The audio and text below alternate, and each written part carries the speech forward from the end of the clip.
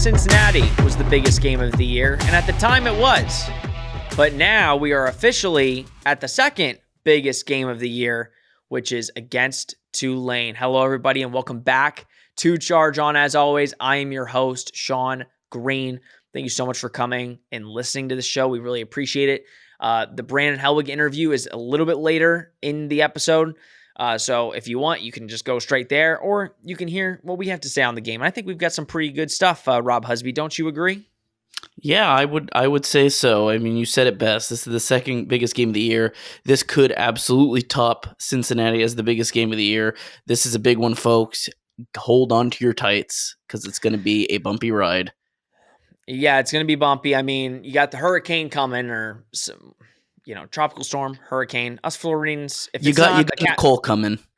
Yeah, you got something coming, so focus in on that. It's Thursday at this point, so we've kind of shifted the focus to, this huge game at Tulane. We were thinking about going.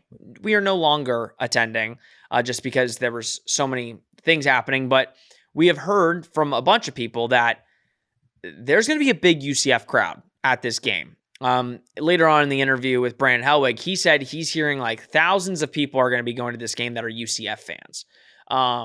So it might feel, if we're listening on the TV, it might sound like a UCF home game. Even though Tulane fans are going to be out in full force for this game. Biggest game on the schedule. 2 ranked opponents. Basically, if you win, very unlikely you're not going to be in the conference title. Tulane does have a much tougher end of season schedule than we do, but if Tulane wins this game, there's a very solid chance that they're in the conference title and most likely hosting it. But for UCF, Rob, this is a lot bigger. I mean, not that it's not big for Tulane, but with this game, if UCF wins, right, your only 2 games left on the schedule are Navy and USF. By all accounts, all UCF fans believe those are 2 W's, right? So if you beat Tulane, in all likelihood, you're hosting a conference title in your final year in the American, in year 2 under Gus Malzahn, and you could potentially leave the conference with a conference title. I don't know if there's anything bigger to play for. And I mean, we'll get into all of the stats. We'll get into the rankings and kind of how I view Tulane, how you view Tulane. But if I'm a player, man, you don't get college game day, which is such a bummer. But this is the games that you wake up for. If you're going to play college football, I'm sure that both teams are just pumped and ready for this one. Oh, yeah, absolutely. I mean, it's the biggest game for each team on both of their schedules. I mean, Tulane hasn't played a team quite like UCF just yet, and UCF hasn't played a team quite like Tulane just yet. So, I mean, absolutely a huge game. This is one you circle on your calendar. I think we kind of noticed it at the beginning of the season, but now even more so we've noticed as the weeks have gone by, as Tulane has been winning and playing strong, and as UCF has really, again, up and down to start the season, but has really come full force after that Cincinnati victory. I mean, you have two just locomotives ready to crash into each other this weekend. And I think this is exactly what you said. This is exactly why you watch college football, is to watch these big matchups. We're so far removed from having game day. I mean, that shouldn't even be in the conversation anymore. Who cares about game day? This is what we care about, is seeing 2 good ranked teams that have a shot at making the conference championship. And guys, basketball is back, and BetOnline remains your number one source for all your sports betting needs this season. You'll always find the latest odds, team matchup info, player news, and game trends at BetOnline. And as your continued source for all sports wagering information, BetOnline features live betting, free contests, and giveaways all season long. Always the fastest and easiest way to bet all your favorite sports and events, whether that's NFL, college football, NBA, NHL, MMA, tennis, boxing, or even golf. Head to betonline.ag to join and receive your 50% welcome bonus with your first deposit. Make sure to use promo code BELIEVE to receive your rewards. Guys, I can't stress enough. That's BLEAV to receive your rewards. Bet online, where the game starts. As always, we want to thank BetOnline for all their support and for making great UCF betting lines that we can talk about. For sure. And I think Tulane has gotten the praise that they've gotten for good reason. But like with every show, we do research and we look at the game beyond the game. We look at the games prior. We kind of look at Tulane as a whole.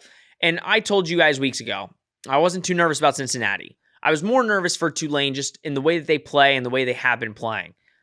But I feel a little bit better after kind of doing the research, and we'll get into it.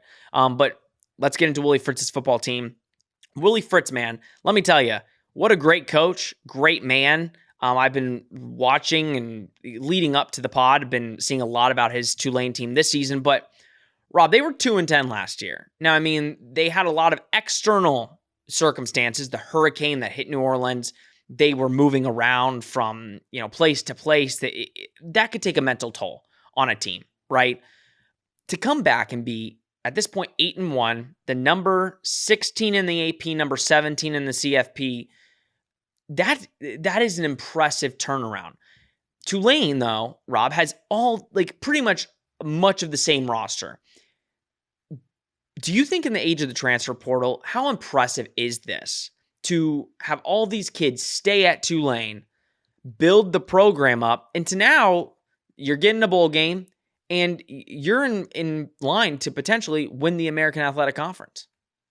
Yeah, I mean, absolutely. I mean, you said it best. I think in the age of the transfer portal, well, so many guys are just willing to just, go into the transfer portal and decommit and go to another school. And they don't really care about, building something solid. They just want to win now. For a lot of the higher end guys, I mean, what we've seen under Willie Fritz is he's been able to maintain his guys. He's got a lot of seniors. He's got a lot of juniors that have, that are returning for their third seasons, their fourth seasons. And they're ready to fight, and they've been fighting all season long. And I think Tulane's success is largely a culmination of that. It's a culmination of all these guys maturing and getting older and learning from their mistakes and getting better at football and getting better under Willie Fritz as a coach. And he's got them well coached. And I think, yeah, I mean, definitely they've dealt with some external distractions that are, forces of nature, as it were. But no, I think what you're seeing now is Tulane has a lot of their players are mature and they're learning and they've, grown as players under Willie Fritz. And I think nothing more can be said about that. Both as a coach and as a program, they've done a very good job of retaining their seniors and juniors. For sure. And it's all the respect. Like, there's no bashing Tulane at all. They've done it the right way. Their players do it the right way. They're respected. I mean, I think the common theme when I watch Tulane is they're a respectful football team. There's not guys that you could tell are head cases or are, doing some not so great stuff to opposing teams. They are a respectful football team. But let's talk about their defense first off. And in part talking about their defense, we could talk about our offense because the huge question is who is starting at quarterback. I want to get your thoughts really quick, and then I'm going to go on my spiel. But I think it's a two-parter. Who is going to start, and who would you like to start? I think it's a two-question for this game on Saturday. Yeah, so let's start with who I'd like to see. Personally, I'd like to see Mikey Keene. I firmly believe in riding the hot hand. Right now, Mikey's got all the momentum. He's coming off, and listen, he came in, towards the end of the game against Cincinnati, but still led the game-winning drive. I mean, that's something to be said there against a ranked opponent. And I think we talked about this. So there's an argument to be made that if Mikey doesn't come into the game, that they don't win. The question is, does JRP lead that game-winning drive? A lot of people would say no. I'd lean myself to say no because he hasn't proven that he can do that yet. But also, Mikey had a pretty solid game against Memphis as well. He was fairly accurate.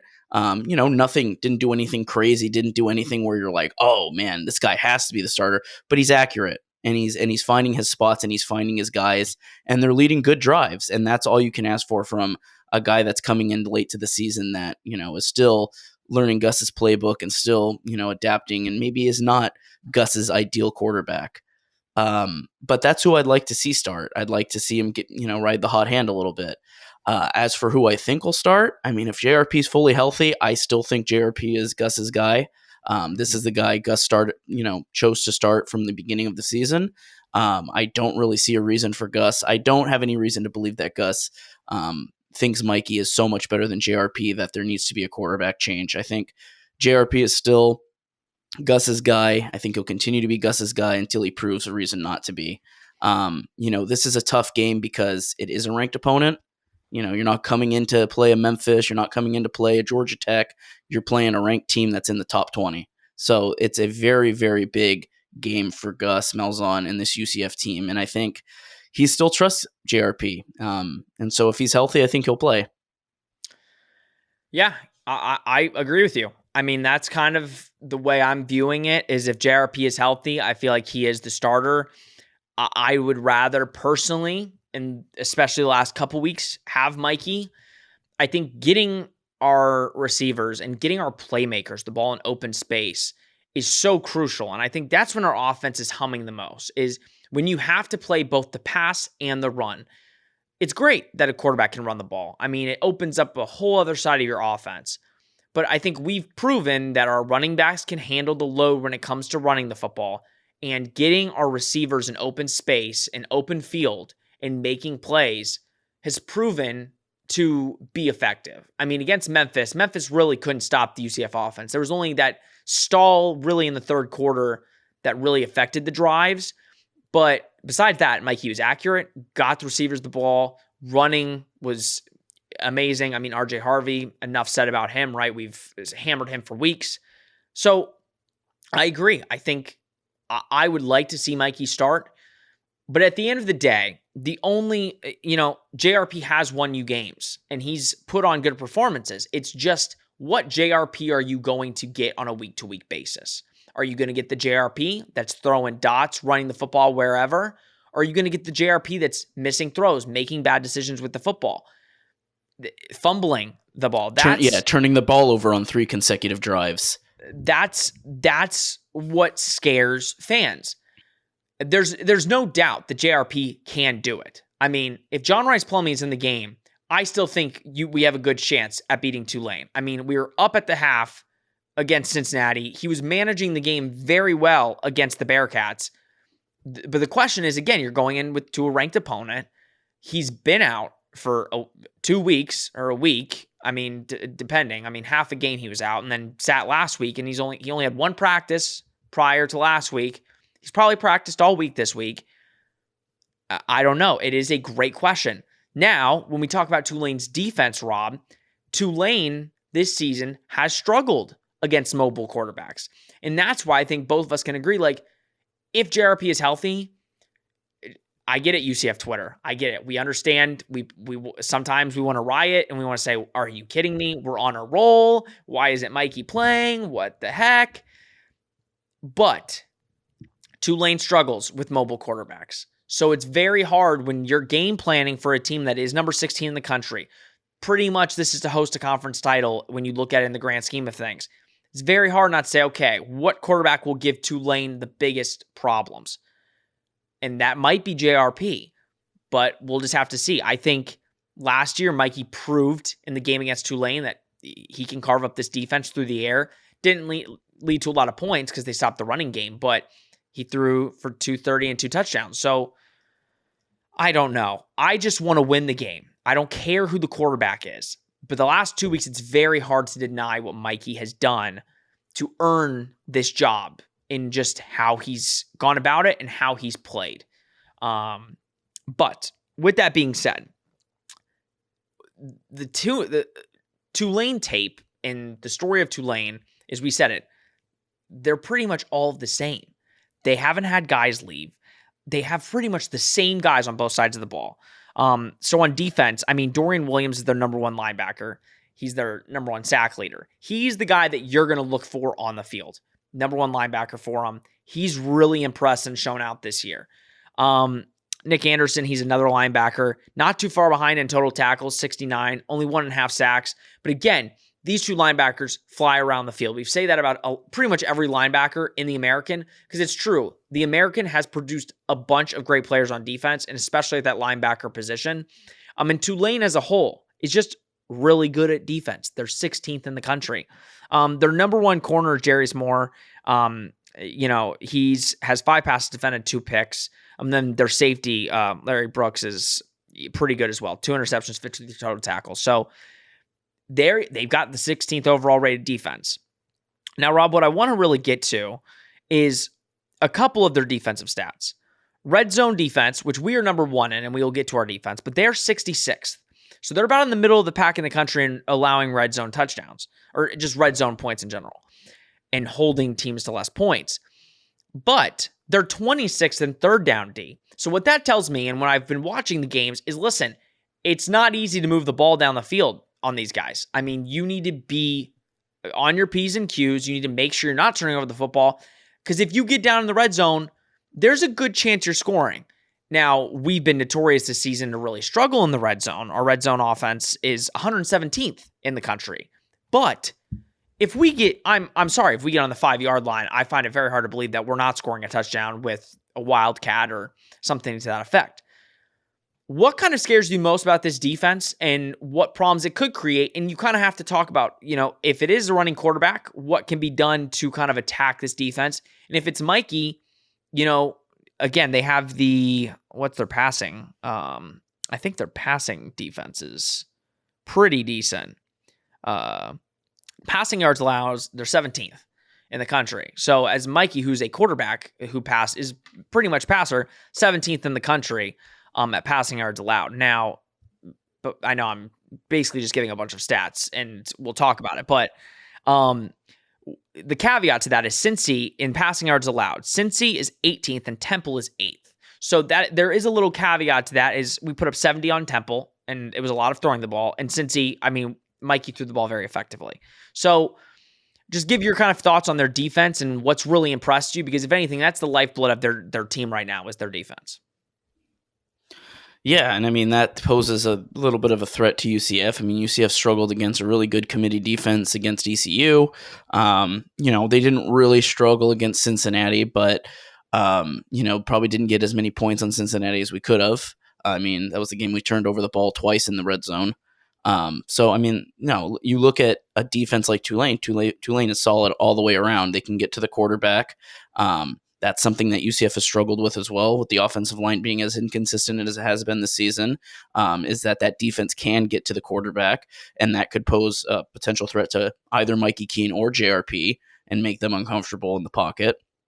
And then you look at, as you said, third down conversion and stuff like that. They're really good on third down conversion rates. UCF struggled on third down conversions. And that's been, something that UCF should be really good at is third down conversions and keeping the drive alive. And I think that's where you look at potential X factors for this game is, it comes down to the third down conversion. If UCF can convert on those 3rd and 1s, those 3rd and 2s, maybe even your 4th and 1s, I think we said this a couple weeks ago. This is where, you can potentially win the game and keep a drive alive and really put a good defense on its toes. If you can push back on their third down conversion rates, you can absolutely put a defense on its toes. You just need to keep them. You need to keep them on the field. You need to keep the defense on the field. You need to tire them out.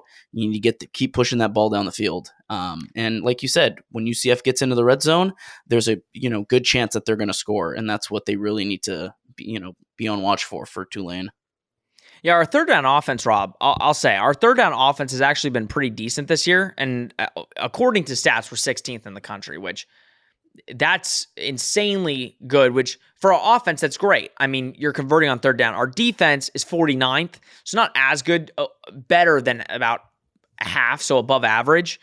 But yeah, like you said, third down, I think this week is more crucial than anything. It's crucial in every game, don't get me wrong. But if you don't get this team off the field, or if we don't get off, if we are they're stopping us on third down every single, possession and drive, it goes without saying, but that's going to stall your offense.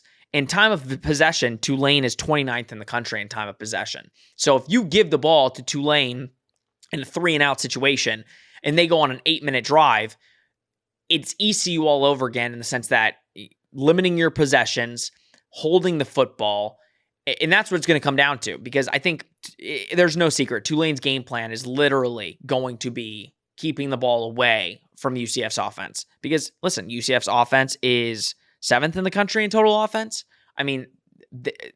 Tulane's not stupid. They know that's what UCF wants to do. So it's going to be a big test. This defense is legit. I mean, they're 41st in rushing defense, which, again, it's above average. I mean, it's not middle in the pack. It's over middle in the pack. And that's what UCF wants to do. I think they can be effective running the football. And UCF will do everything they can to be good at running the football. But it's going to come down to, can they score effectively on this defense? But let's go to their offense, because their offense it's not even that it's bad. It's not. It's very effective, but the numbers don't pop out to you like, oh, this is an elite level offense. Michael Pratt is their quarterback. He's been, again, when you talk about consistency on the roster, he's been their quarterback for 3 years. Started as the true freshman. Now he is a junior. He's thrown for over 1,800 yards, 14 touchdowns, 4 picks. And he didn't play in one game this year. He didn't play against Houston, but he can also run the football. I mean, he's ran for 251 yards and 5 touchdowns. So, Rob, he kind of does remind me, just because it's been a week, but Seth Hennigan. I mean, they did a lot of quarterback design runs that they hadn't shown in weeks prior, but Tulane has shown that Pratt can get out of the pocket and run for some first downs, run for some yards. As a defense, they struggled last week. We struggled last week defending that. What have you seen out of Pratt specifically this year? I think he looks a lot more poised. And what kind of challenges does he present to our defense, who has given up a lot of yards? They just stop teams in the red zone, which has helped our defense tremendously. Yeah, I mean, that's exactly what you worry about, is, a guy that's almost like a dual threat quarterback. The guy can throw. Again, you read out the stats. He's thrown almost 2,000 passing yards this season. He's thrown 14 touchdowns. He doesn't really throw a ton of picks. He's poised in the pocket, but he can also run. I believe, if I'm correct, I don't know if you have the stats pulled up, I believe he's the second leading rusher on the team. He is. Yeah. He is. That tells you right there. He's not really like a Malik Cunningham. I think he's got a solid arm. He's not really one dimensional. It's not like he's going to be running all over you, but he can if he needs to. And if it's showing that it can work, and UCF has struggled against, running quarterbacks, I mean, that's absolutely something that they can find in UCF's flawed defense in that scenario, is they can run. But he also is not one-dimensional to the point where he can't throw, because he can throw. He's got a good arm. I believe against conference opponents, he's got almost like a 70% completion rating. I mean, he's been rock solid this season. And I think it goes back to what we were talking about earlier in the show, is maturity. He's been under this offense for a while. He's been under, Willie Fritz for a while. And so now you're seeing a mature quarterback who's had time to grow, who's had time to season his game. And now he's a legit dual threat quarterback where he can run, he can rush, and he can throw. No, it's going to be a challenge. I think you have to put a spy on him just in case. And we don't know the status of, some of our defensive guys. I mean, you've got 3 defensive starters that are potentially out. I think Quadric Bullard is 100% out. We'll see about the other 2, but that will create problems. I mean, if you've got 3 defensive starters out and you're having to play a quarterback like that, everybody's going to have to make sure they are spot on with where he is at all times. Because if you're just playing the receivers and seeing where they are, he can get out of the pocket and really make you pay. They're running back to Shea Spears. He's been incredible. Last year didn't play too well against us. Played decent. 15 carries for 77 yards and a touchdown. He's put up 745 yards rushing and 10 touchdowns. But Rob, it's been really the last 3 weeks that he's really put it on. I mean, the last 3 games, he's run for 433 yards and 4 touchdowns. I mean, that's over half of what he's run in total and almost half of his touchdowns. So now UCF in rushing defense is 27th in the country. And they've kind of proven they could stop the run when it matters. Memphis, they had some success running the football, but it really got stopped in the second half. There wasn't much running by Memphis in the second half. That was also just because they had to throw the ball to kind of win this game. As a defense, when you have a running back like this, who in my opinion, he's their guy on offense, the game changer. The receivers are studs, but it's a wide receiver by committee again this week, like Memphis. This is a stud.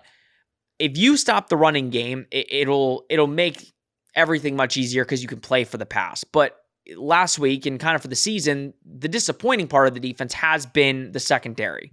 I mean, our corners have not played really up to what we assumed. We thought corner was going to be a position of strength, and it's turning like it's a position of, I don't want to say necessarily weakness, but not necessarily strong either.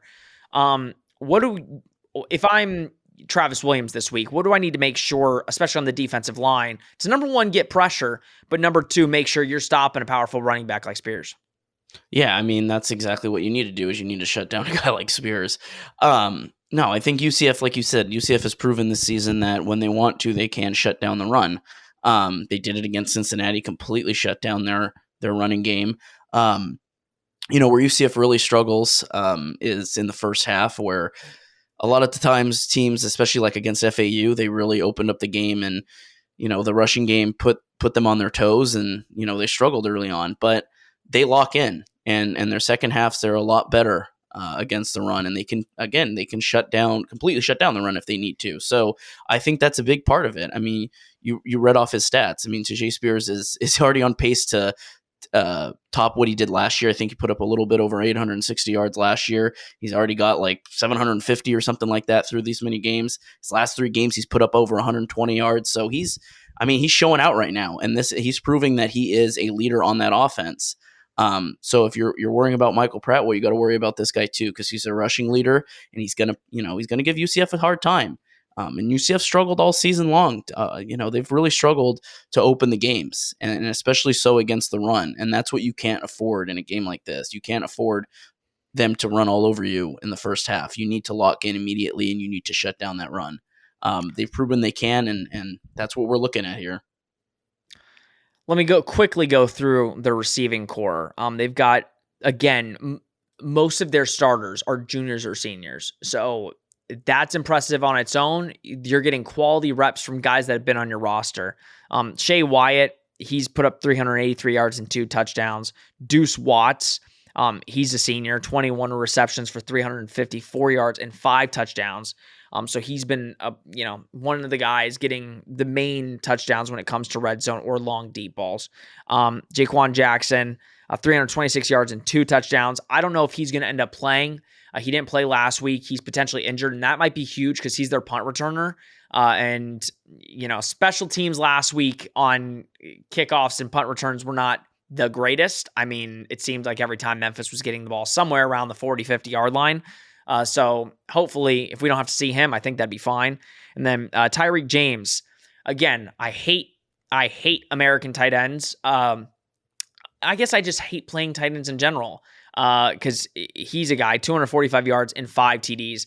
In the red zone, you need to know where he is. I mean, I've watched a couple highlights where they found him in the red zone on, a quick out route, and he's dangerous. He's bulky, he's big, he's a tight end. What do you expect?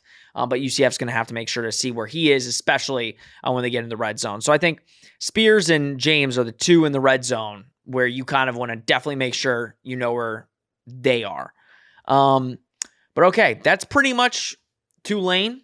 And I'm going to give much more in-depth thoughts when we get to our predictions. But first, I think the moment you guys have been waiting for, my interview with Brandon Helwig from Rivals.com. It was great conversation with him. We went into quarterback, Tulane, the amount of UCF fans that are going to the game. So much great stuff. So here's that interview, and come back for our predictions. Welcome back to Charge On. Big guest. We talked about it before, and we are so appreciative and grateful to have Brandon Helwig from Rivals.com come on Charge On. Brandon, I told you before the podcast, I'll tell you now, we've been huge fans of you. I'm sure everybody watching this podcast 100% knows who you are. So really the introduction, it doesn't matter because every UCF fan knows Brandon Helwig.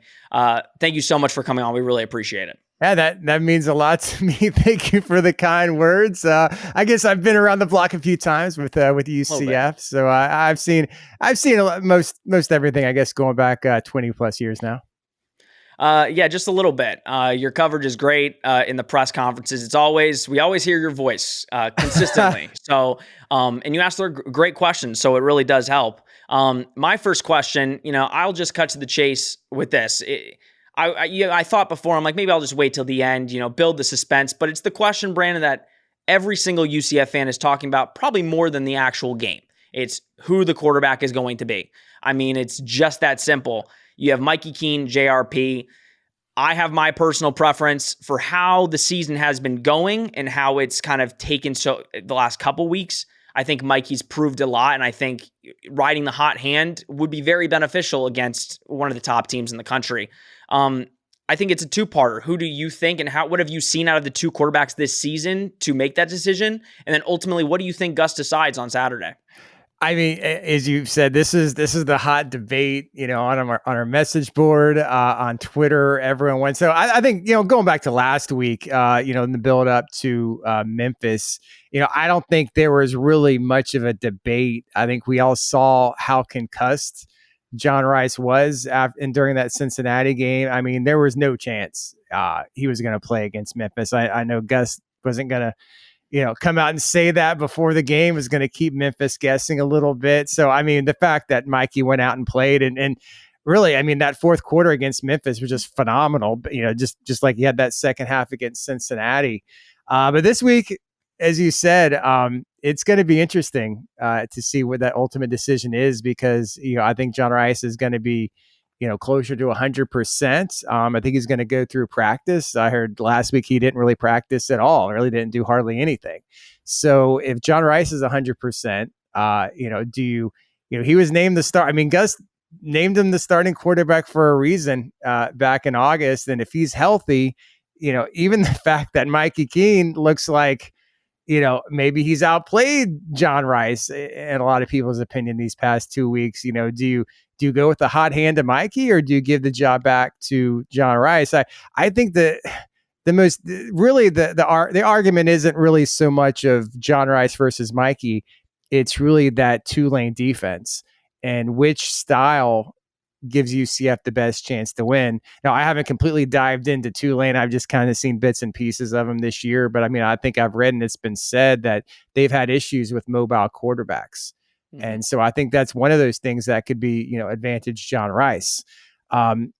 Maybe the other element is, do you play both? I mean, we looked at last season when it was Mikey Keene and then, here comes Joey Gateway. I mean, there's a place. Frankly, I know Gus wanted to preserve a red shirt for Mikey, so that's probably the reason we didn't see it. But I mean, I think there was times this season where, if you weren't thinking about that, where maybe you should have played both. So that's the interesting thing. I think if you talk to fans, I posted a little poll on our website, on our message board earlier today, and I just put it out there. Just guys, let me know. Assuming John Rice is healthy, who should start? John Rice or Mikey? And the poll results have been pretty lopsided. I think it's been about 86% Mikey Keene. So I assume that ratio would probably be similar on Twitter and just general fan base wise. So I think the fan base is behind Mikey Keene. The question is Gus Malzahn in that category? Yeah, I think the fan base is pretty decided, just from everything we've seen on our end. And like you just said on your end, it's pretty decided because of the last 2 weeks. Yeah. And I think a lot of fans have said the systems that Gus could run is, listen, you said Joey Gatewood, right? Make Mikey the starter. And I think JRP could be so effective in those sets, bring him, because he's proven that he can throw the ball. So yeah, you might think, he's going to run it. Unlike Joey Gatewood, I don't know if Joey Gatewood could throw the ball at all.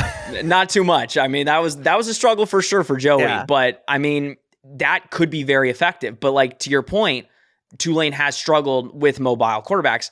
But I just go back, and this kind of leads into the next question, is last year, Mikey played very well against a very similar Tulane defense. They pretty much have all the same guys on both sides of the ball, quite frankly. But Keene threw for 230 and two touchdowns. So this game kind of reminds me, Brandon, like the ECU game a couple weeks ago, in the sense that last year, ECU put up a challenge at the Bounce House. It was 20-16. Really, they fought the entire game. UCF came out with a victory. And then this year, you go on the road to ECU, and it's a blowout. It's reminding me a little bit. Tulane put up a really good fight last year. All the UCF players were saying, this team's going to be tough. And now going on the road, hostile environment for probably if not, it's definitely the most important game of your season. Do you kind of see those similarities? And I mean, what does UCF have to do to make sure it is not a repeat, especially with this quarterback, quote unquote controversy? Yeah, I mean, that's an interesting question because I don't think anyone expected that ECU result, as you just mentioned. I know there was some, you probably saw them too. There was like some social media, Twitter message board rumors about, maybe ECU knew some signals or some plays and stuff like that. Even so, I mean, they're legitimate rumors. I mean, I heard them from, they are, I would say, trustworthy people that would have connections that would know these things. It's not just, some fan created, fantasy or something. So, I mean, I know there's something there, but was that enough? Was that the difference in what we saw on the field? I don't know. I just think UCF was walking to a buzzsaw anyway. Yeah. That quarterback at ECU has been there forever, and they were so fired up to beat UCF because they really have had no success against UCF the last few years. And so yeah, I don't know. Even if they knew some offensive stuff, the UCF's defense couldn't stop them. This Tulane team is interesting to me, and this is not to discredit anything they've done because obviously they're having an excellent season, 8-1, ranked number 16, beat Kansas State, one of the better teams of the Big 12 this year. But they really haven't faced the top teams in the American yet. I mean, there's some, the jury's still out in a lot of ways on Tulane. Obviously, they still got to play UCF. They got to play, I believe it's SMU. They got to play Cincinnati. So, I mean, those are three teams that, I mean, they're not gimme games, obviously, for Tulane. They don't, maybe they're, I guess they beat Houston, is that maybe their best win? I know they beat ECU. So, I'm curious to see, what this Saturday is gonna look like. And, when we talk about, quarterbacks and everything, and they've got a great quarterback on their side with Michael Pratt. I think he's from Deerfield Beach, Florida native. I think he's a sophomore this year, and I know he played a lot last season. So, Willie Fritz, he's been regarded, I know last year was kind of an anomaly. I think they were 2-10, and he generally, he's had a pretty good run at Tulane, and is kind of considered, for some reason, he really hasn't had an opportunity to leave Tulane, but I know he's a coach that's always mentioned as, one of these underrated coaching candidates that probably should get, an opportunity maybe in the Power 5. But this is a big game for him, and it's a conference championship game. I know Tulane doesn't have a loss yet in conference, but whoever wins this game, I have a hard time seeing, not making the conference championship. Obviously, if UCF wins, all they got after this is Navy and USF. But this is a huge one. This is, easily the game. But we thought the game of the year was Cincinnati, and it was then, but now this is the next game of the year for UCF. Yeah, that's 2 games of the year. That's always something. But no, we were going through the rest of the schedules and like, okay, if there's the loss, what has to happen? If you win, you're most likely, no disrespect to Navy USF, but you're most likely hosting a conference championship game. And that's ultimately what you strive for. But yeah, a loss really turns tables around and makes a lot of frustration to try to figure out, okay, how do we get to that final game? But no, you said it. Willie Fritz is really, I think it's very impressive. Honestly, 2-10 to now going 8-1, and even he said it. I think you can attribute a lot of the problems last year to a bunch, like they had the hurricane where they were bouncing around at different spots. That probably took a heavy toll on a lot of them. But Brandon, I think this should be talked about more.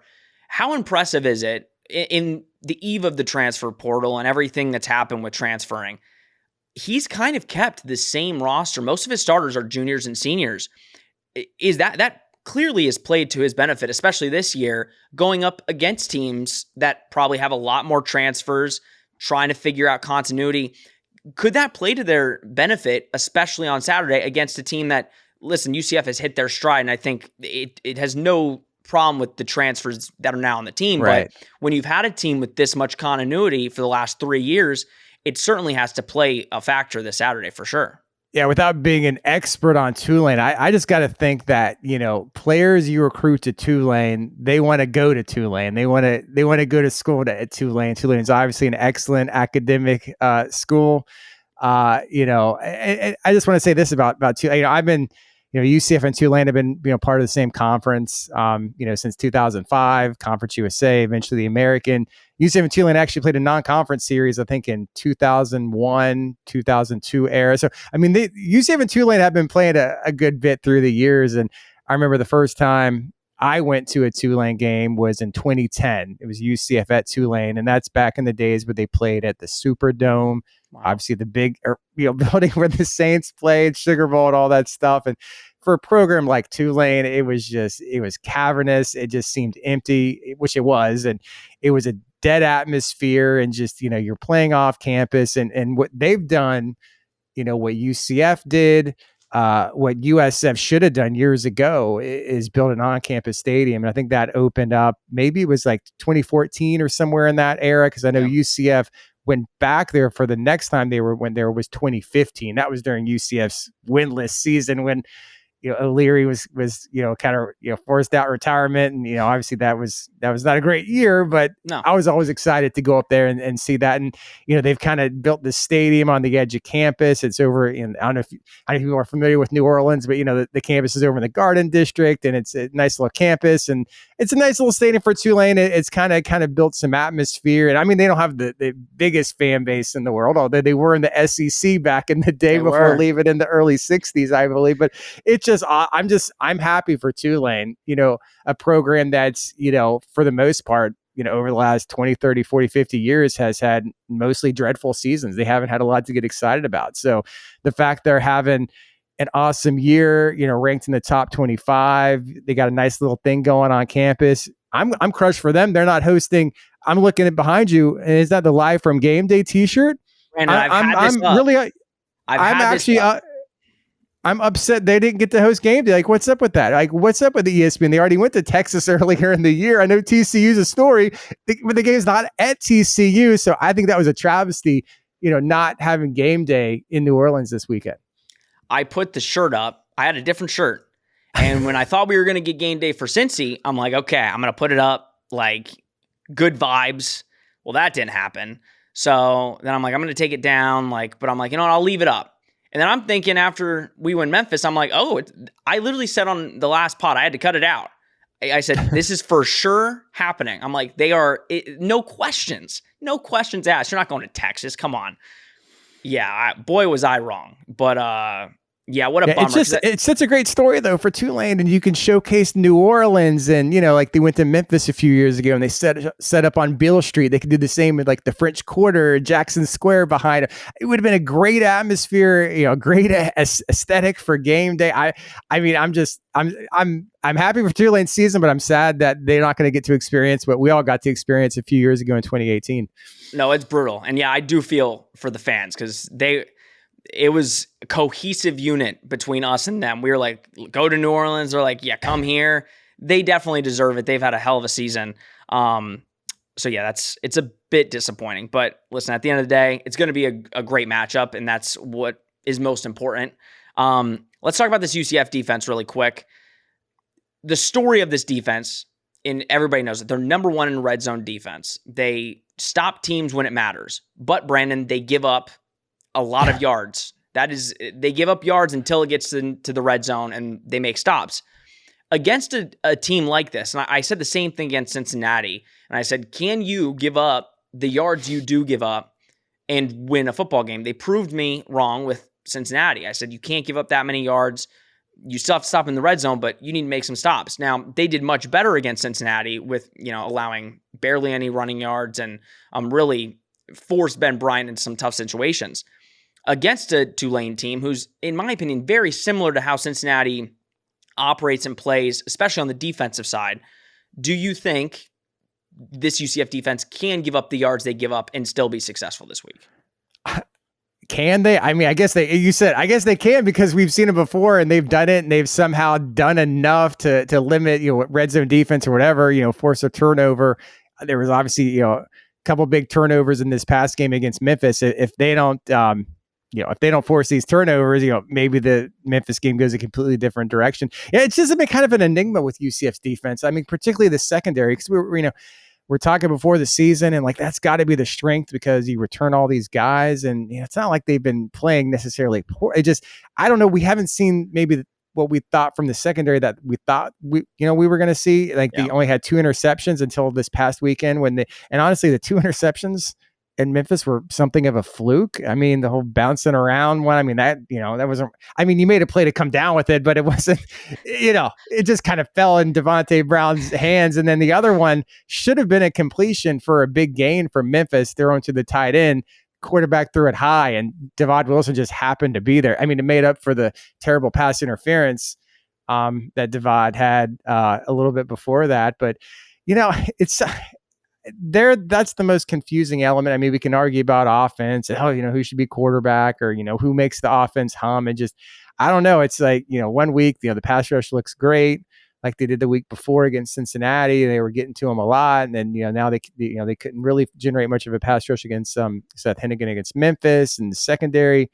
You think there'd be more ball hawk. Now, is it the, kind of mostly the zone coverage? And it seems like a lot of times they're not really looking for the ball in the air sometimes. And, we've asked Travis Williams about that. And he's how, we're practicing that, our guys got, I don't long story short, I don't know. I mean, this defense has been confusing to me. I mean, you can say it's been a strength overall when you look at the scoring defense and the overall numbers given. I mean, they still held Memphis under their scoring average. I mean, that's a positive. I mean, but they were, what do you think was going to happen if Alec Holler doesn't get that first down? It's a punt. Honestly, what do you think happens? I mean, and their Memphis coach kind of made some boneheaded. There was some maybe Shavonte kick. One time he went for it too early. There were some things that, he mismanaged. But if Memphis gets the ball back around that time, I don't know if UCF wins that game because I think they marched down and scored that previous touchdown really quickly. And I think they are going to do that again. I had no confidence that the defense could stop them. And, if they go for 2, they win that game. So, the offense really had to win that game the other week. So, and Tulane has, they've been doing well offensively. This is the biggest challenge. I mean, in a while. So, we'll see what happens. And another mobile, what worries me this week is Seth Hennigan really, it was just carving up the defense on the ground, quarterback run, designed runs, and passing. And I mean, like I said, Michael Pratt, he's impressed this year. It reminds me a lot of Seth Hennigan, and he is effective running the football. So, and what surprised me last week was Memphis was like, I forgot the ranking, but it was top 20 in sacks allowed. So the offensive line is one of the worst in the American, if not one of the worst in the country, and you couldn't get home. Yeah, you're right. You're exactly right on that stat. They could never really get to him. And I know they had a bye week. Memphis had a bye week to prepare. T. Will said, the other night that, they did some things they weren't expecting. I mean, I'm not a football coach to break down the X's and O's and the plays to say, well, what is exactly compared to this game and that game they were, but he said they did a lot of things different that caught him by surprise. I mean, that's what he said. So maybe there's something to that as well. But, I think not being able to pressure him at all was kind of a big fail. Yeah, it should be interesting. Hopefully they're ready. I know there's injuries. We have no idea if they're going to play or not. I know with concussions these days. That's I was about to mention that because that's huge. You got 3 key defensive starters who, right now I can tell you, if anyone saw Quadric Bullard towards the end of the game, I know Trace Chalco tweeted a video of him. He had this massive brace on his knee and he was walking out with crutches. Okay. You don't have to tell me what it is, if it's ACL sprain, whatever. But when you have that visual and you're now in the middle of November, I can tell you right now, he's not playing another game this season. I don't know anything. I don't know what his injury is, but when you see that, that at least he's not playing this week. I mean, that. Quadric Bullard is out. Yeah. I know he's been kind of banged up all season. Then you see Jeremiah and Devad. I think they have concussions. I know Jeremiah, that was on that targeting play, the offensive. That was the turning point, was the offensive targeting. Yeah. And he clearly got concussed. And just like with John Rice last week, when you take a blow like that and you see what happened to Tua and you play a position like linebacker where you're going to be right in the middle of delivering and taking hits, can you play someone a week later? It's tough. So if you're with and depth is a big issue on defense right now. You look at these participation and you look at defensive end, Josh Seliscar for the 3rd straight week, ECU, Cincinnati, and Memphis, he has played every single snap. Tremont Morris-Brash has almost played every snap. So there's no confidence in the DNs behind those two. You take out Jeremiah, who's clearly, your top linebacker. Jason Johnson's been getting a lot of tackles, and who else you got? Cam Moore was the guy who got in there because you recruited 2 other linebackers that you thought were going to play a major role. Brandon Jennings, the transfer, and the other one, Terrence Lewis. They both quit. I mean, they had issues coming into the season with jumping around schools and off the field stuff, and I mean, you swung and a miss on those guys because they basically quit on the team. Terrence Lewis was a head case in high school and everything else, former 5-star. Well, who really cares if you don't deliver on the field? And he's gone. And Brandon Jennings, I guess, was upset he wasn't a starter, so he opted out and wants to transfer again. Now, this will be like his 5th or 6th school, whether committed or enrolled at, because he went to Kansas State this past spring, quit there after transferring from Maryland because he didn't think he was starting or whatever. So linebacker is a real concern to me. That's the biggest question mark if Jeremiah can't play. Yeah, and that's it. We said it last week, the predicament when we were thinking, is JRP going to play? And it's like, with the Tua situation, there's no way he does. They're going to act like he is. But like we heard all week, they said, oh, he was ready. He had 1 practice, but he got cleared. If Devad and Jeremiah are both cleared, I mean, that's the predicament. Is it for the betterment of the player to sit them, which it most likely is, but it's number 16. I'm sure they want to be out on the field and play. But as coaches, do you say, listen, for the betterment of you, we're going to see you? Or they're like, this is the biggest game of the year. Yeah, go out there. You're cleared. So it's a weird time right now in all phases of football. It's a tough decision. At the end of the day, it's all about the health. I mean, you can't take a risk. You can't put someone out there and maybe if they're not 100% and getting a second concussion can be so much more serious, as we saw with Tua. I know this is almost like a conference, as we said before, this is like a conference championship. If UCF wins that, I have a hard time. I think I got to do the numbers and see if they win.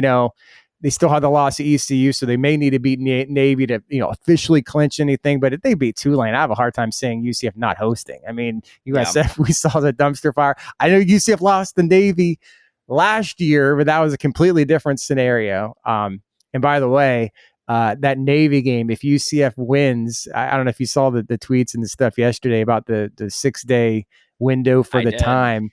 If UCF wins, beats Tulane, it looks like that game, the final home game, unless there's a conference championship, senior day and all that, would be at 11 a.m. here in Orlando. That's what we're looking at if UCF beats Tulane, just so you know.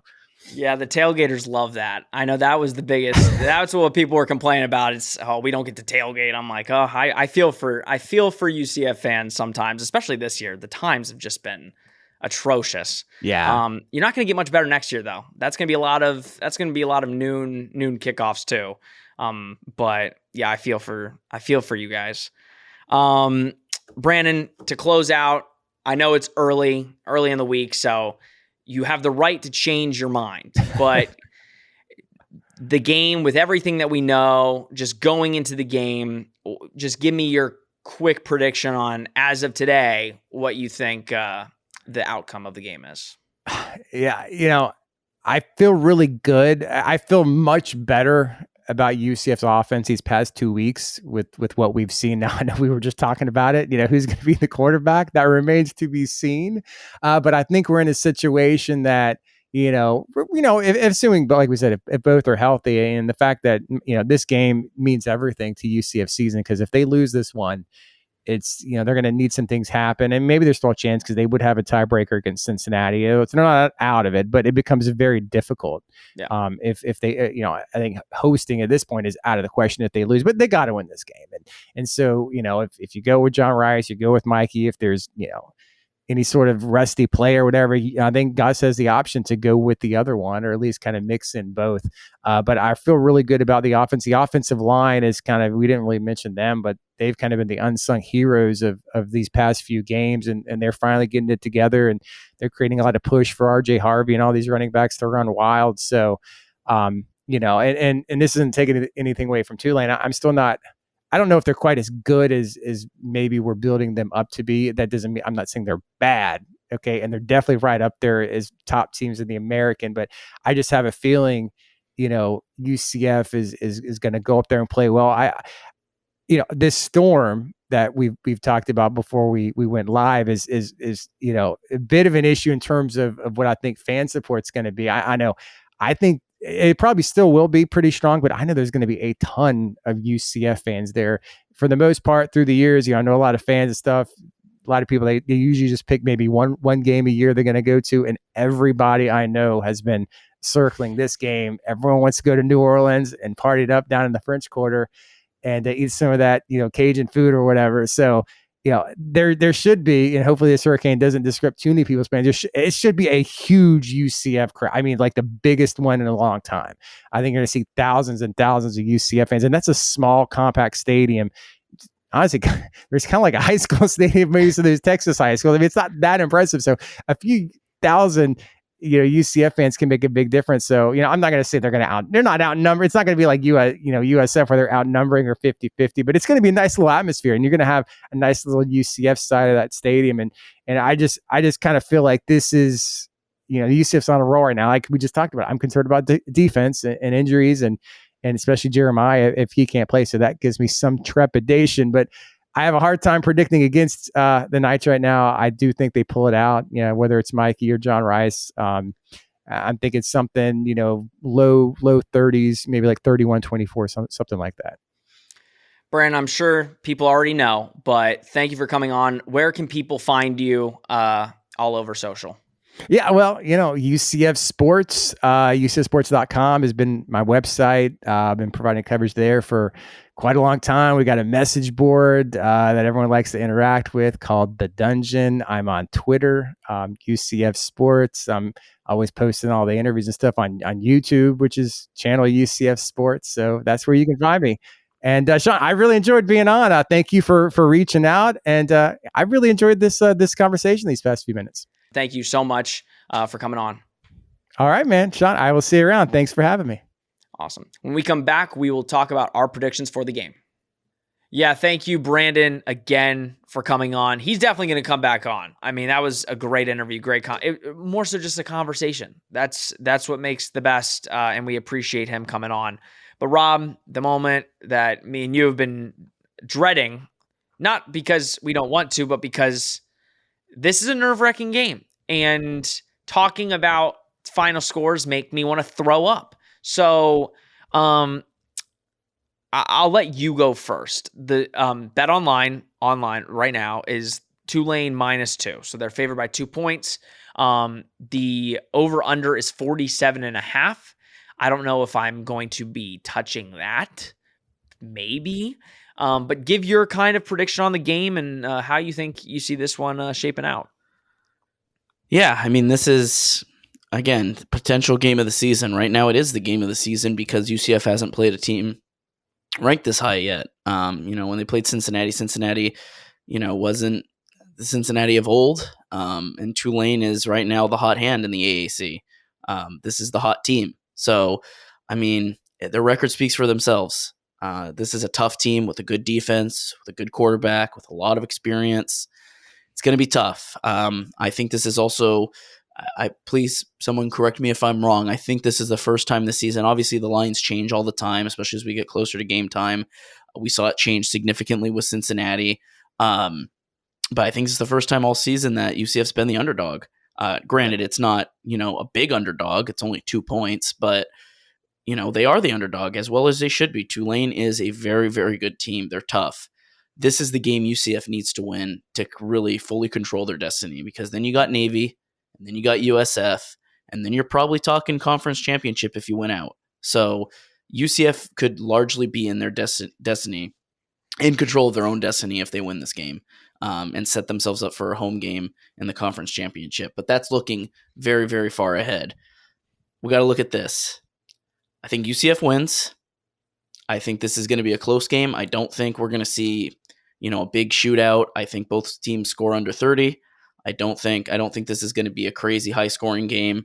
I think both of these teams are, they got a lot to play for. They're going to leave it all on the field. I'm saying UCF 28, Tulane 24. I think it's going to be a very close game. I think it's going to be, maybe slightly over a field goal, but certainly I think it's going to be below a 1 touchdown game. I think this is going to be, with Tulane's defense and UCF's defense, I think it's going to be very close. Yeah, it is a tough game to pick. I do think I will take the +2. I do think UCF covers that. Here's kind of my reasoning. When I said at the beginning of the show that I studied Tulane, I went through everything, and I watched how they played and kind of made my decision through there. Before Cincy, I hadn't watched much of Tulane. I've watched a couple games, and I said I'm much more nervous for Tulane than Cincy. And I still believe that. I'm still transparent. If we were to play Cincy tomorrow, I would not be nervous. It's not just because we beat them. I just think we match up very well. Tulane's got some speed that I think UCF's defense is fast, but I think in certain moments they act very slow. I mean, it's playing up to their potential. And I think Tulane causes more problems with their offense than Cincy does. But I was kind of just going through the schedule, and I didn't even know the team that Tulane lost to. They lost to Southern Miss, 24-27. So I said, okay, listen, every team has a flaw, right? We lost to Louisville and we lost to ECU. This same team beat ECU 24-9. So, I mean, everybody's got their week. Don't get it twisted. Tulane is a good team. But let's look at their 3 biggest wins, okay? What are Tulane's 3 biggest wins on the season? Kansas State, huge win, 17-10. Early on, you beat Kansas State, a huge win. Your next 2 biggest wins are ECU and Memphis, 24-9 and 38-28. And you lost to Southern Miss. And Southern Miss was at home. They didn't go on the road to play Southern Miss. Southern Miss came to Tulane, right? And they beat Kansas State at Kansas State, so tomato, right? But the way I'm looking at this game and the way I'm seeing it, Tulane, I don't feel like, and you could say make the same argument about us, but at the end of the day, we've played a ranked Cincinnati, right? We've played, ECU. Now, granted, we lost to ECU, so I guess that's a bad example. But, I think UCF you played SMU, right? You've played a couple tougher opponents that Tulane hasn't played yet. I mean, Tulane, when you're looking at tough schedules to end the season, Tulane's probably got the tougher schedule out of us, Cincy, and them. They got to play us, they got to play SMU, and they have to play Cincinnati. That is a tough gauntlet that you have to go through to make it to where you want to go. I think UCF has hit their stride. They've dealt with the really good teams where, they had to figure out their identity, and I think they match up very well against this Tulane team. I think time of possession is going to be a huge factor. I think people are going to score a lot quicker than maybe we think. I think teams are going to try and hold the ball. But like we said, third downs are going to be huge. But it also is going to come down to this, fewest penalties.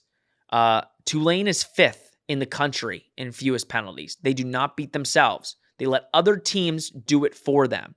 And you could say most of the wins that Tulane has were winnable games for the other team. UCF is a second half team. The perfect example is Tulane can be beat. Against Memphis, they were up 35-0. In the second half, they let Memphis come back. It was 38-28. This team can be beat. They're not as good as their ranking. That's not saying they're not good. I think they're better than Cincinnati. If anything, I do think if we win this game, we would see them at the Bounce House on December 2nd or 3rd, whenever the conference championship is. But with all that being said, regardless of the quarterback, I say UCF wins 31-27, 4-point game just like you. I do think they go over 30. I think the offense has found its groove the last couple weeks. They put up I forgot how many points on Cincinnati. That game feels like ages ago. They put up points on Cincinnati. They put up points on Memphis. Now, Memphis' defense is suspect, so, take that for what you will. But I think they do get past 30, and I do think they hold them to around what they're kind of averaging. 27 points seems like what Tulane is hitting. They had the 2 huge games early on against not-so-great opponents. I think it was like 42-0, 52-0. But I think this... now, granted, I am a UCF homer, so I am praying and hoping for this UCF dub, and my judgment may be clouded. But I think UCF is going to view this game and be like, listen, this is it. This is this is what we've been working for. And not saying Tulane's not going to do that, like I said earlier. I'm sure this is a huge game for Tulane. It's probably the biggest game in the last 30 years for Tulane. But I think UCF is, again, I know some people have problems when I say this. They're more talented than everybody in the American Conference player-wise. I mean, if you just look at players, UCF is more talented than everybody. It's can they play up to their potential? And that's the question. If they play up to their potential, they beat this team very easily. But that's the question. Is the quarterback going to play up to his potential? Is the defense going to play up to theirs? That's the question that needs to be answered. Well, Rob, that was great. Long podcast, guys. So you just got all. I know everybody's looking forward to this game, so you're welcome. I mean, for the content. Rob, any last words before we speak about hopefully a UCF W? Yeah, I mean, listen, hopefully we come out the other side of this, the victor. This can either be, the season-defining moment of this team, or it can be, a little bit more tricky. I don't want to say season ending, because if you lose to a Tulane, it's not like you're losing to some bum team. You're losing to, again, a top 20 ranked team. So I think, you're not as in control of your destiny if you lose to Tulane, but it's not season ending. Certainly, you don't love 3 losses on your, and 2 conference losses, but you can still compete, and you can still compete for the conference championship. You're just not in control as you'd like to be. You come out on the other side the victor in this game, though, and you're largely in control of your destiny, and that's what UCF needs, and that's what hopefully we get from UCF, because this can be a huge, huge season for UCF. And that's when we can start talking championship, can start talking bowl game, New Year's Six game, and all that. So hopefully it's a party in New Orleans for UCF, and that's what we all hope. And hopefully everybody that goes to the game this weekend has an absolutely phenomenal time, because that's a hell of a location to play, is in New Orleans. Yeah, it would have been a great location for College Game Day, but I guess, they had other plans. They wanted to go to boring Texas for the 50 millionth time. Yeah, let's go to Texas for the 5th time this season. Yeah, let's yeah. Let's go see Matthew McConaughey for the 50th time in the last 2 years. Yeah, right. I mean, all right. Yeah, guys, huge game, huge stakes. I mean, you guys all know that. And the players do too. I mean, you win, and yeah, like Rob said, everything, all the good glory that can come in the end of the season is there. We'll forget about the terrible losses that we had this season. We'll just remember, if you end up becoming a conference championship or a conference champion and getting to go to a New Year's Six bowl game, nobody is going to remember the losses to Louisville or to ECU. They're just going to remember you went to a conference championship, hopefully won it, and you got a New Year's Six bowl game. And let me say, we haven't even talked about the negative if we don't win this game, but there's still some good bowl games, but we want the New Year's Six bowl game. Let's not get it twisted.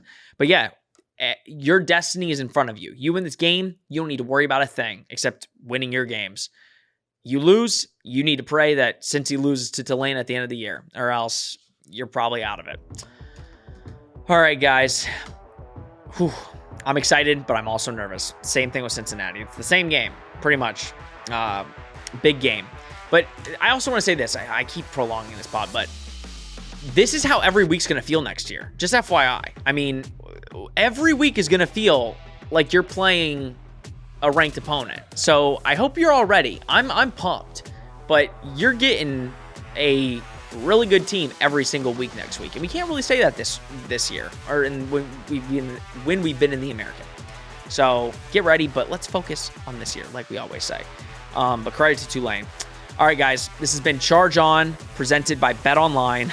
We will see you, hopefully, for a UCF dub on Monday.